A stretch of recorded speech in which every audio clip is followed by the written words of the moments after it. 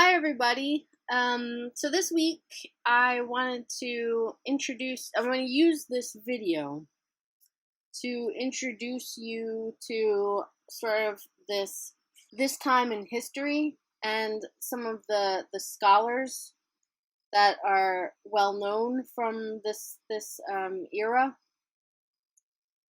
I'm not going to talk about the reading itself so much as some of the scholars themselves, and a couple of other people, and some historical context, because I think it's interesting, and the readings in that book are really really difficult. Like, even for me, I don't know what they're talking about half the time. And what's interesting about most of them, I think, are the ideas that they had in general, at that time. So I'm going to introduce this period in history called the Islamic Golden Age.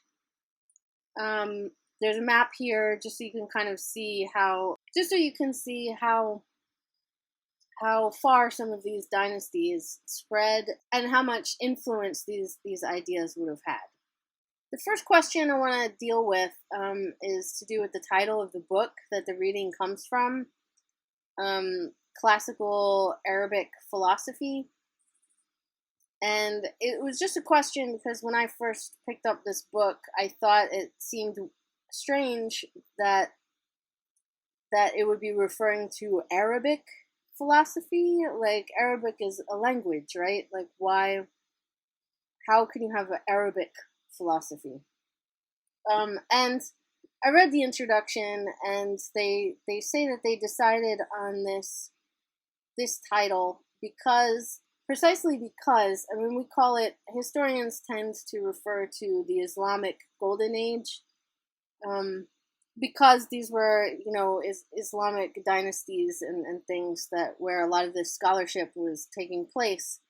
But it wasn't, exclusive either. I mean, I think there was one of the big centers of learning, under one of these kingdoms or one of these dynasties, was actually in India, I think. It was not exclusively Muslim or Islamic. It was not exclusively Arab either. There were Persians,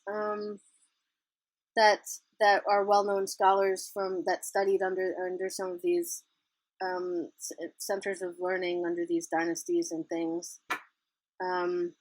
There were and at first there were different languages as well. And then one of the guys, I can't remember now who it was,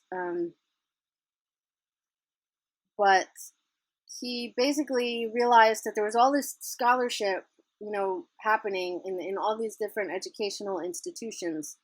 But in order for it to really be successful, scholars had to be able to talk to each other and to read each other's research. So this guy basically made it so that all the research had to be published in Arabic. So that enabled scholars from all over the place to be able to read each other's work and collaborate on each other's research and things like that. And so that's why the book is called Arabic Philosophy. I mean, basically, the way that English is the language of science around the world today. I mean, if you want to succeed in science, you're going to be a lot more successful at it if you're able to do your research and publish in English. In those days, it was Arabic. Arabic was the language of science and philosophy and scholarship. Just to reiterate that point, I came across this painting that I like, and it's a painting of a Jewish person and a Muslim person playing chess. Because, just to reiterate that point, that it wasn't all Muslim scholars that were doing research in these places. And I just kind of liked this painting. I thought it was nice. Another thing I think is kind of interesting, that this kind of predates the Islamic Golden Age, that time period. But I think it's interesting because I studied, so in one of my graduate degrees, I studied human rights and the history of human rights. And almost everything I read about the history of human rights puts the first antecedent of human rights at the Magna Carta, which was in the year 1215. And so this predates the Magna Carta by like 600 years. And to me, it's even actually more closely aligned to what you would think of as a human rights paradigm, nowadays. So I just think that's also interesting. You can pause and read through that if you want. One of the most well-known centers of learning from this time period was called the House of Wisdom, which was in Baghdad.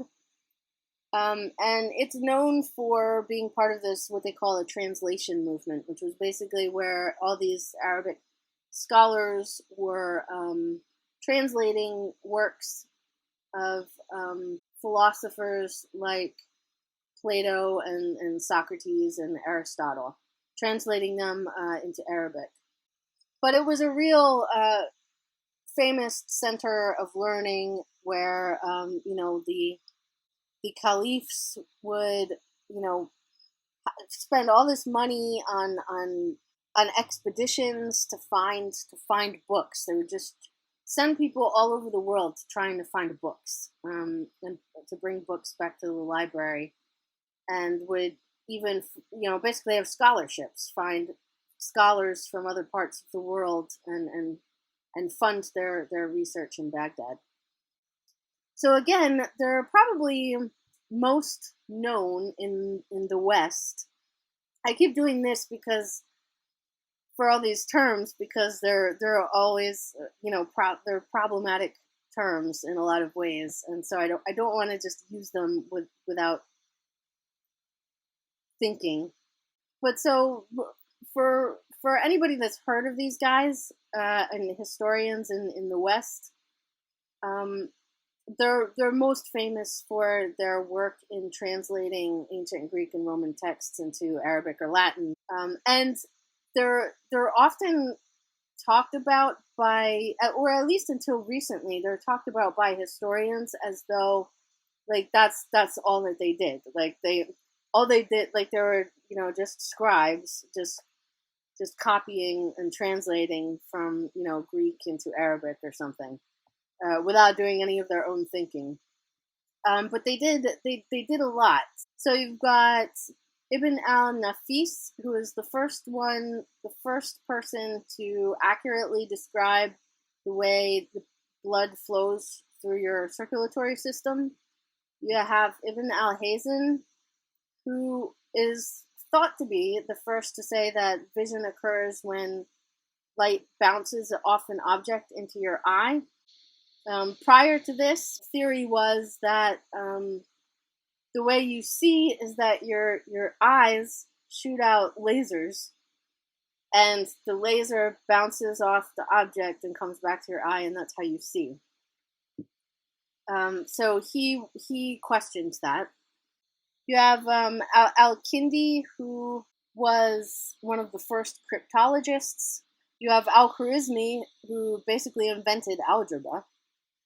You have Al-Zarawi, who was known as the father of surgery because his techniques were used for like 500 years in Europe, really all over the continent of Eurasia, and probably North Africa too.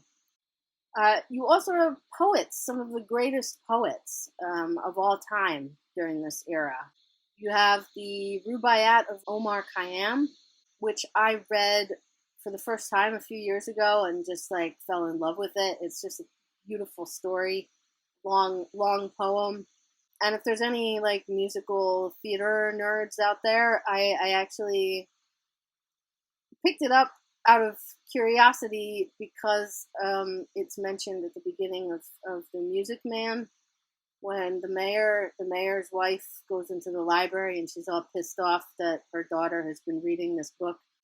If you ever get a chance to read the Rubaiyat of Omar Khayyam, I think it's just beautiful. Long poem about essentially about the meaning of life and how you shouldn't listen to all of these religious people who are telling you to be worried about how much you're sinning and instead just enjoy life, drink wine, and sit in the grass outside and enjoy. And these illustrations, if you can see the illustrations by Edmund Dulac, who was a famous children's book illustrator, they're really beautiful. And Rumi is also a famous 13th century poet. Really beautiful poems, love poetry. He's pretty famous for, I think. And this is just like one of my favorite excerpts from a poem called "The Taste of Morning." In particular, this line: "Fall in love in such a way that it frees you from any connecting." I just think that's really beautiful. Like maybe it's because I'm in a long distance relationship, and so that idea that you can be unconnected or far away, and be free and still have love. I just thought that was really a beautiful idea. So this is just to give you like an idea of some of the stuff that came out of this age. I think probably one that you might already know is the Hindu Arabic numerals, the numbers that we use. Those originated in India, and then were adapted by these scholars in the Middle East and elsewhere. Chemistry. This is the root of the word. Chemistry is actually alchemy. A lot of words come from Arabic. Alcohol, algorithm, coffee comes from an Arabic word. You also get the idea of control groups from this era. Ar-Razi, who I'm going to talk about in a second, is like one of the first people to do that. Music theory, and arguably the idea of a scientific method comes from these scholars. I teach this unit in Burundi also, so I have all of these words that come from Arabic that are in Swahili. But I thought I would share it with you guys also because I think it's interesting. So you have all of these words in Swahili that come from Arabic, and again, coffee. And I think part of the reason I'm interested in the word coffee so much is partly because I love coffee. And so I just think this is really interesting. It basically has the same root in every single language, which comes from the Arabic. So in Swahili is very close. Swahili is kahawa, all stemming from the Arabic root, which I'll try to pronounce, but my Arabic is not very good. But the Arabic word is kahawatin.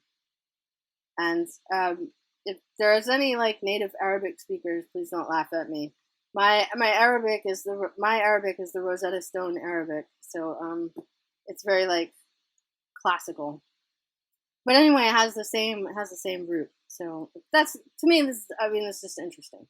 I'll zip through these guys. So you have Ar-Razi, who you read about, who was a physician. And basically, if you don't know what a control trial is, it's when you want to test something to see its effectiveness, and so you have a control group. So you have a group of people. You give some of them the treatment, and some of them you don't, so you can see if your treatment has an effect on people's health. So in the reading that I hope you had a chance to like try. Well, what he's doing there basically is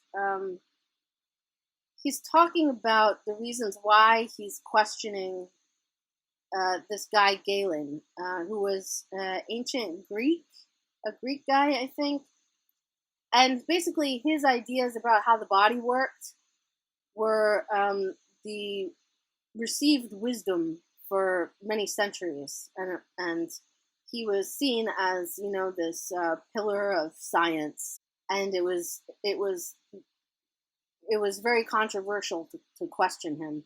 And Ar-Razi was in fact a fan of Galen. He admired Galen's work. But that didn't stop him from questioning Galen's assertions. So it wasn't for another like 1,000 years that scientists questioned this idea of the four humors, which to my modern eyes sounds like such a bizarre idea that your body is made up of these four substances that if they get out of whack, then that's what makes you sick. And so that's why, for example, if you have too much blood, they would, bloodlet, because that there's this imbalance that's supposedly causing your illness. You have Al Ghazali, who is known for this book, The Incoherence of the Philosophers. He basically believed that there were weaknesses with the field of philosophy. Ironically, since he engaged in it so much. I mean, he was a philosopher, really. But he basically thought there were weaknesses with philosophy's reliance on logic and reasoning and things. That logic and reason can't explain the existence of God, and that there are too many mysteries that only God can explain. So you have to accept basically a certain amount of mysticism. There is another fellow who is famous for his response to Al Ghazali, who is Ibn Rushd. I'm never sure if I'm pronouncing these names correctly, so if you know better and I'm mispronouncing them, I apologize.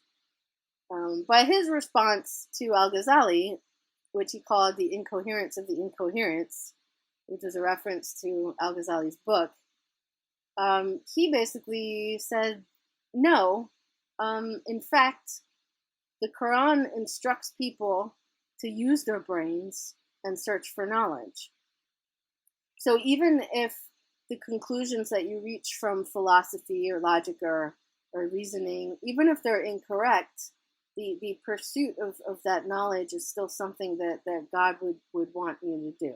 God would want you to use the gift of your intellect to determine what is right and what is true. Ibn Rushd is actually probably my favorite out of all of these guys. One of these days I would like to read more about him. But I particularly liked this quote of his: ignorance leads to fear, fear leads to hate, and hate leads to violence. This is the equation. I think that is so relevant still. I mean, I've always thought that the root of hatred is fear. Some kind of fear of something. Whether that's fear of the other or fear of the unknown or whatever it is, but this is the root of hatred. And so I thought it was interesting that he made that comment also. And also, it should be pointed out that all of these guys, their philosophies, their science, their art was hugely influential in the European Renaissance, like this Al Jazeera article is pointing out. And I'll get to this in a bit, but we don't really ever learn about them. Finally, you have Ibn Sina here, who was a true polymath. I mean, he did music theory. He was a doctor. Look at all these things that he was: an astronomer, a mathematician, like really all over the place, expert in like everything. And his book, the Canon of Medicine, was it was translated into Latin, and it was like the medicine year one medicine 101 textbook for medical students for like 600 years in Europe and all over.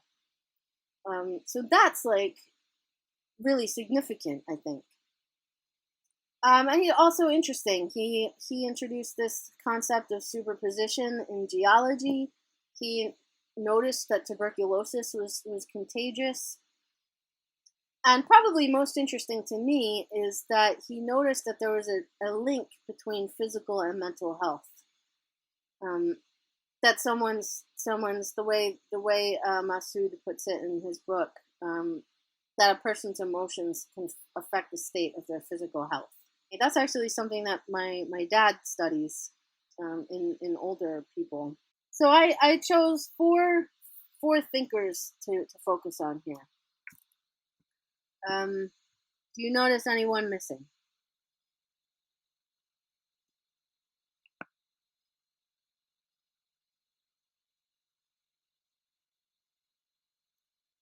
So I couldn't find any women.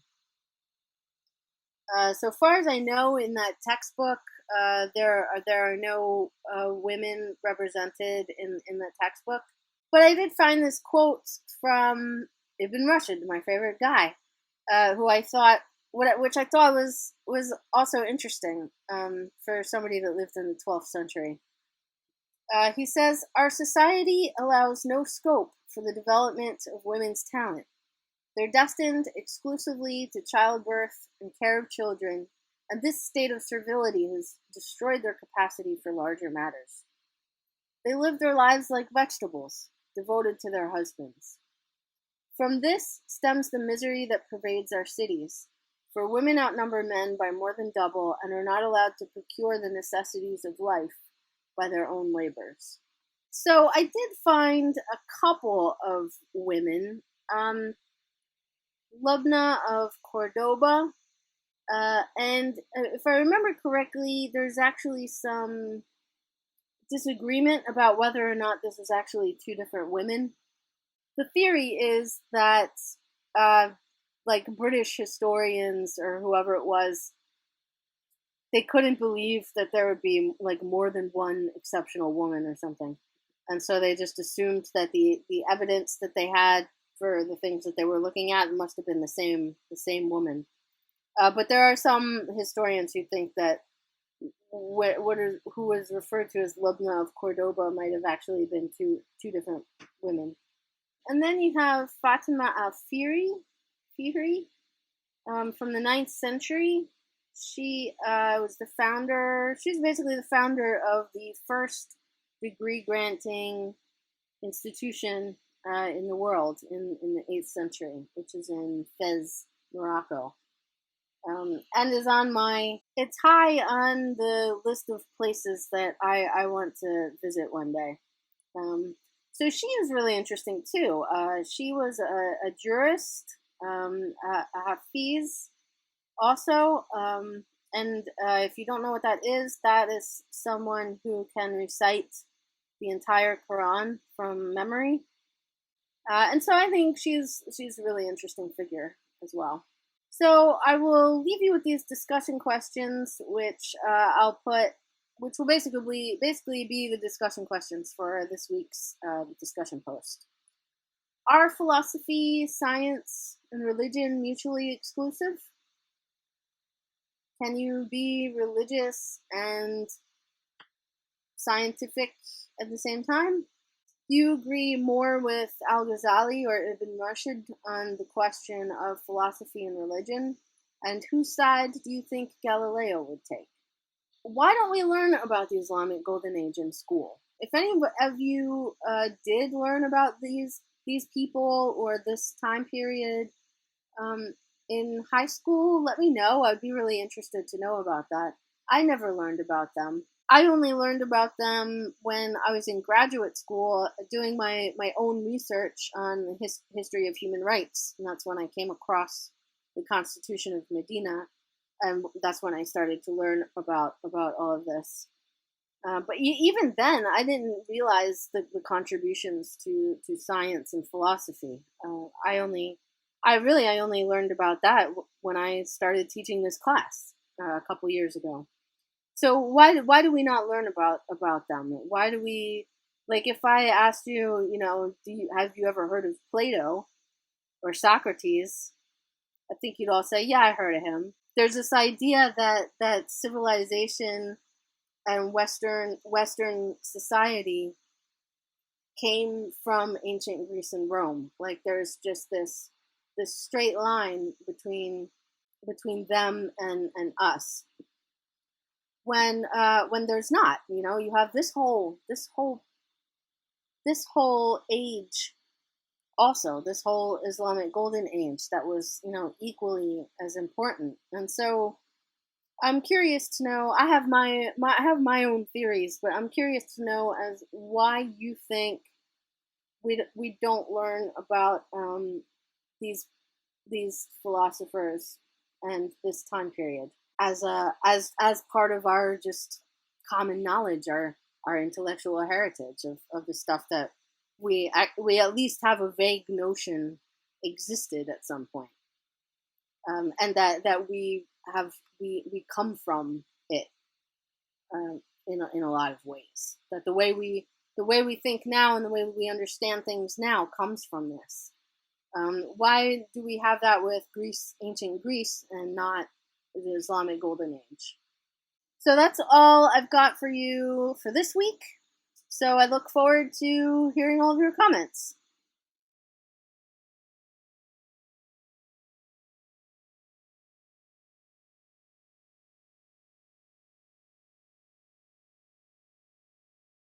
Drinking wine out of the bottle with innocent young girls? I am appalled.